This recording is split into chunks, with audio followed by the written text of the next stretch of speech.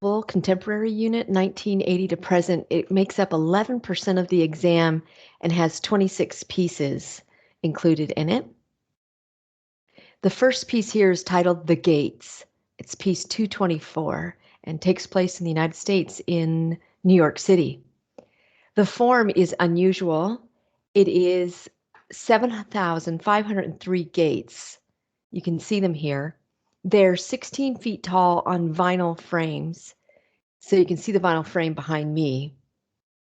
They are on steel footing, so they don't penetrate the ground at all. They just sit on top of the ground. And they have 9-foot long pieces of fabric that are saffron, yellowish color. And they're spaced along a 23-mile path through that winds throughout Central Park.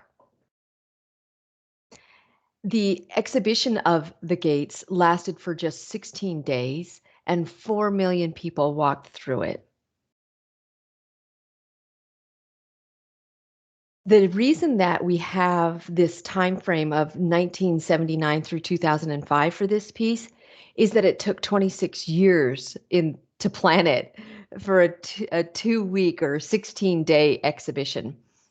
The problem is with all of Christo and Jean-Claude's pieces is there's a lot of bureaucratic red tape to get through. There's a lot of convincing of government officials that this is an okay thing to do. So the first time they presented this idea to New York City government, they got back a 251-page no, with explaining here's all the reasons we do not want this art installation. It wasn't until Mayor Michael Bloomberg got into office in New York. He was a collector of Christo and Jean-Claude's work. And so he was supportive of it and really kind of, I think, ushered it through the red tape channels of New York. And he titled it or called it one of the most exciting public art projects ever put on anywhere in the world. So notice here the steel footings. So you can see that it's in a pre-existing path. It didn't make any significant change to the environment of Central Park. To fund the work, Christo and Jean-Claude were pretty adamant that they didn't want public funding, that they wanted to earn the money themselves. And so they just needed the support of public agencies in New York City. They needed support of the government, and they needed support of the people, the board that ran Central Park. And so what they did is all the way through the process of designing this, they sold all of their drawings. And people, if they look kind of really like cool drawings, I'd have that in my house. And so that's how they funded this. I want to say $16 million is what this cost. And they said in terms of function, quote, our art has absolutely no purpose except to be a work of art. We do not give messages. Well, okay, this is Christo and Jean-Claude. This is Christo and this is Jean-Claude. No, I'd have to disagree. Instead, the function of the gates is they make us think about some things. First of all, how to create meaningful public art that is free, open to the public. This was free, open to the public. It wasn't in a museum. It was in a free access in a park. And then the second function, how does art impact our relationship with the environment? That's what this is all about. Remember the spiral jetty? And right, that's interacting with the environment. A lot of our pieces are interacting with the environment. And then the third idea of function that this makes us think about is appreciating something that's ephemeral, meaning something that doesn't last for a long time. So let's dive into that just a minute. This was meant to end, right? Unlike most art, this art lasted 16 days. And Jean-Claude and Christo said that because it lasted so briefly, it created a sense of urgency to be seen, and it created love and tenderness for the art because it was not going to be long lasting.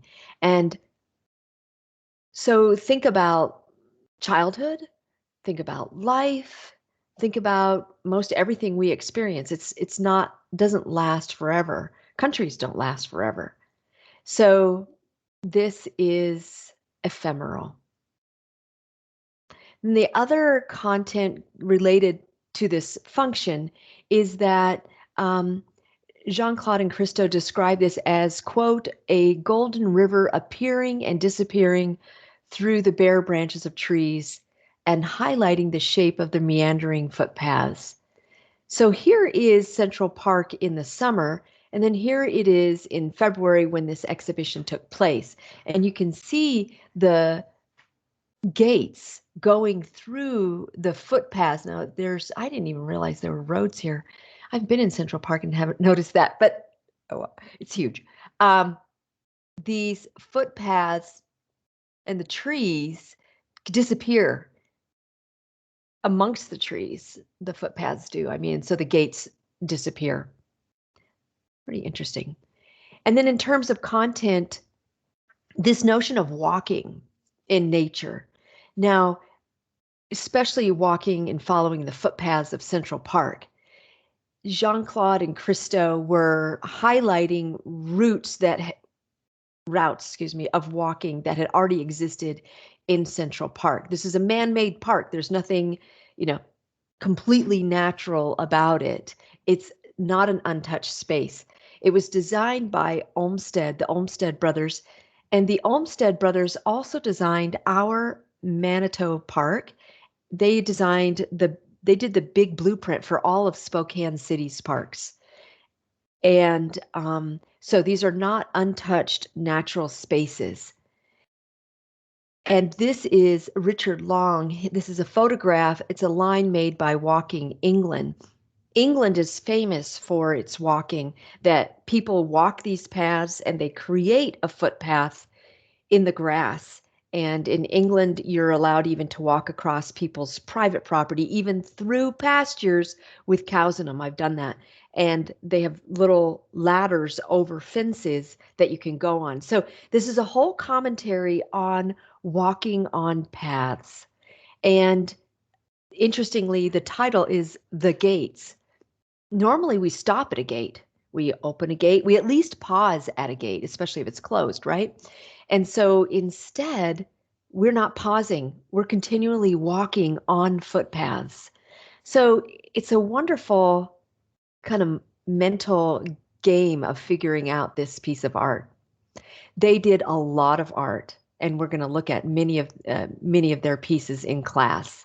So, and if you're excited to look at more, you can go look up Christo and Jean-Claude. The Gates.